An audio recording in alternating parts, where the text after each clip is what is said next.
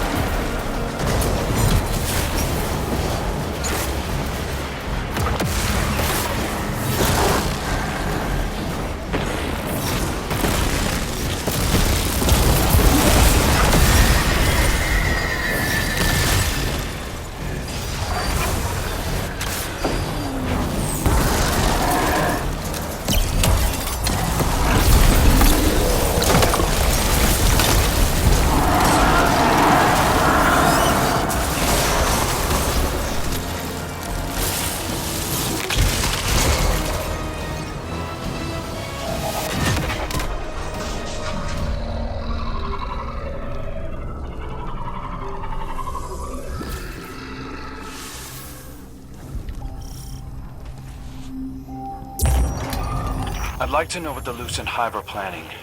I feel like I've been dancing to Savathun's song for too long.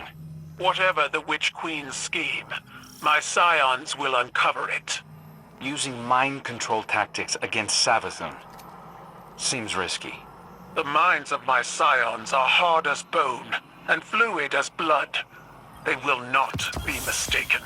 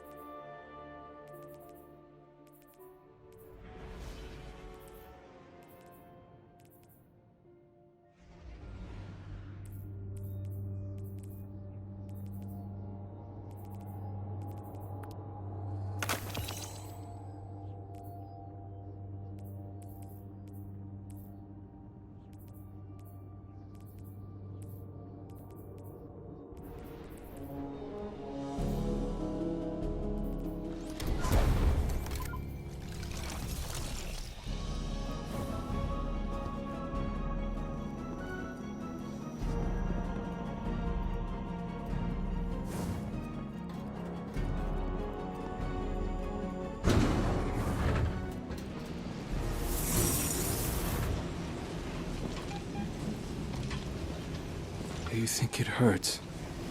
Hurts? I could feel Savathun behind my eyes when she reached into my mind. What do you think these Hive feel when we reach into theirs? I also find the Scion's methods unsettling, but they can uncover Savathun's plans more efficiently than I ever could. Better to just put them out of their misery. Keitel believes these Hive might hold deeper secrets. Do not make the mistake of thinking these things deserve your sympathy. Even though they have the light. Maybe you were the wrong person to put on this assignment. They may be our enemies, but this feels like a new low for the Vanguard. For Zavala. Watch your mouth. You New Light see Zavala as some toothless diplomat, but you wouldn't believe what he's sacrificed to become the man he is. Someone who will make the hard choice, and make sure his people understand why. Then I can't wait to hear the speech about all this. You want a speech? Today the Vanguard did what had to be done. Mercy prevailed. Speech over. Say it a little louder. I don't think this guy could hear you. This doesn't look like mercy to me. Then you're not looking hard enough.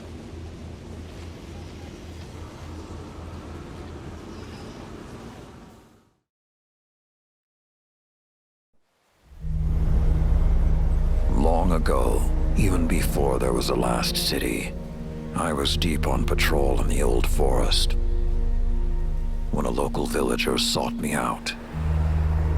They asked me to catch a thief. I told them the Iron Lords were no mercenaries, but I saw their pride as well as their poverty. And they offered me a loaf of black bread instead of coin. I agreed.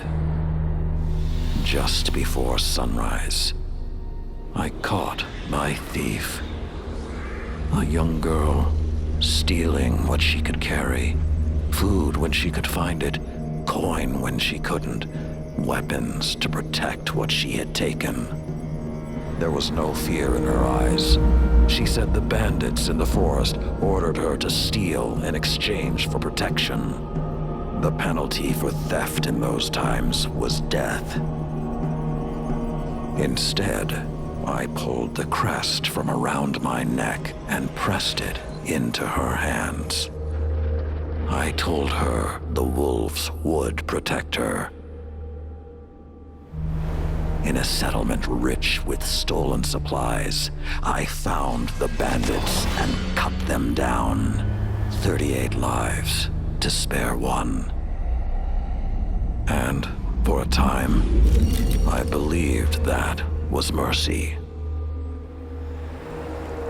Many winters passed before I found myself back in that part of the old forest. This time, no one sought me out. So I sought them instead. Wind blew through rotted wood and rusted metal where the village once stood. And behind it, graves. Then piled stones, then bare mounds of earth, and then a pit. My blood was high. I tore through the forest, hunting for those responsible. Finally, in a settlement rich with stolen supplies, I found her. A lightless woman with my crest around her neck. There was no fear in her eyes. She spoke plainly.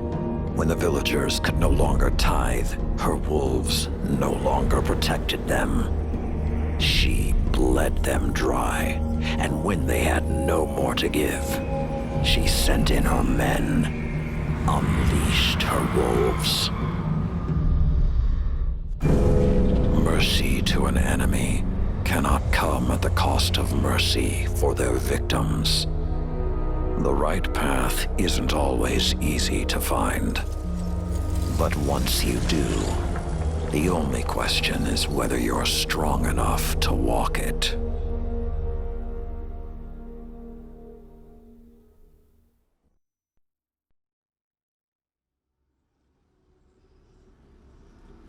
Consider that the next time you feel pity for our enemies.